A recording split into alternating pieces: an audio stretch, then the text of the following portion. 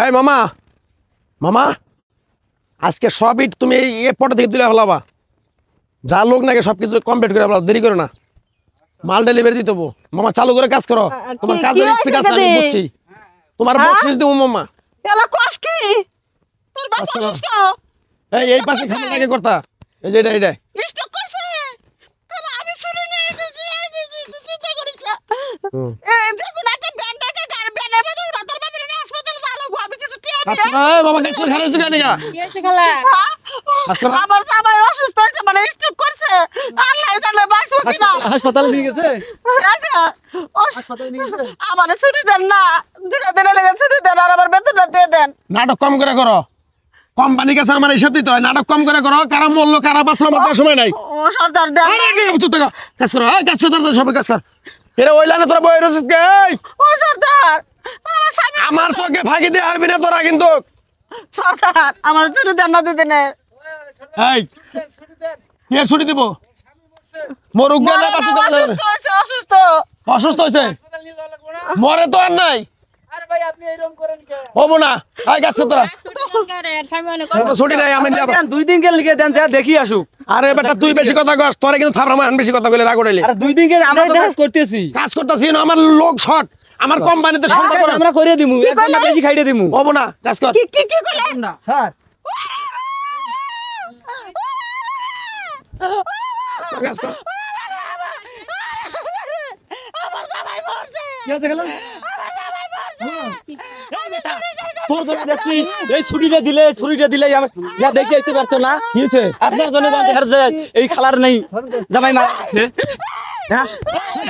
আপনার জন্য ভাই কি হয়েছে ভাই আপনি যদি ছুটিটা দিলে এই যাই দশা হইতো হ্যাঁ হ্যাঁ আপনি যদি ছুটিটা দিতেন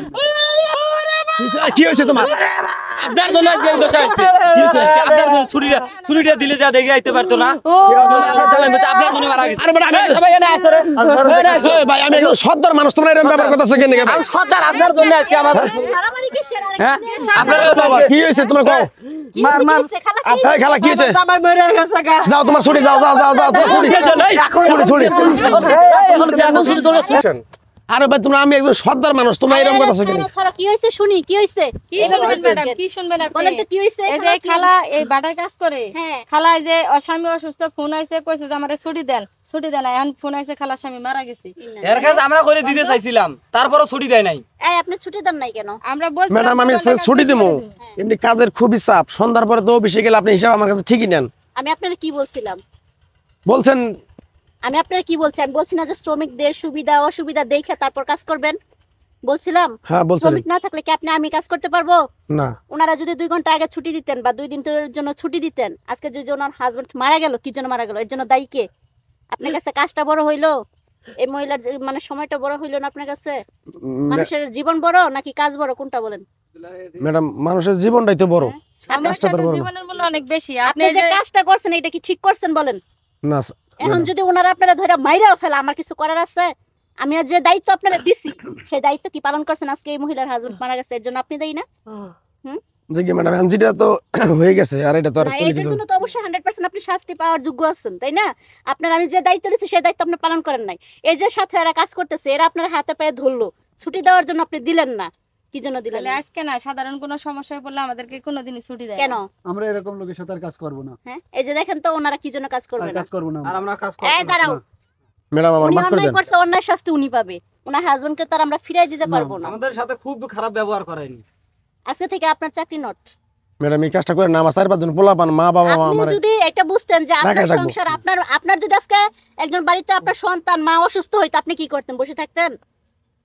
কিনা সেই কথা বলেন না, কখনোই ম্যাডাম। বসে থাকতেন না না আপনি নিজেরটা ঠিকই বুঝতেন তাহলে শ্রমিকেরটা কেন বুঝলেন না তাহলে ম্যাডাম আমি আপনি অনেক ভুল ম্যানেজার করছি হয়ে অনেক নিজেকে ভুল করছি বুঝলেন? ম্যাডাম আমার মাফ করে দেন ম্যাডাম হ্যাঁ? অনেক ভুল আমি করছি মাফ করার কেউ না আপনাদের তাদের দায়িত্ব দিছি তারা যদি আপনারা মাফ করে সেক্ষেত্রে তারা বিবেচনা করবে কারণ ওনারটা তো আর ফিরিয়ে দেওয়া সম্ভব না না এখন ওরা যদি বিবেচনা করে যে হ্যাঁ আমরা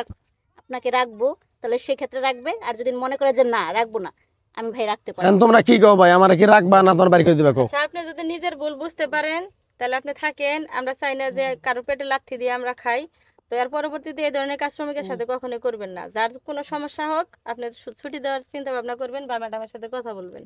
শিখেন আচ্ছা ঠিক আছে বুঝছেন শিখার চেষ্টা করেন। মানুষের কাছে সময়ের চাইতে জীবনের মূল্য অনেক বেশি।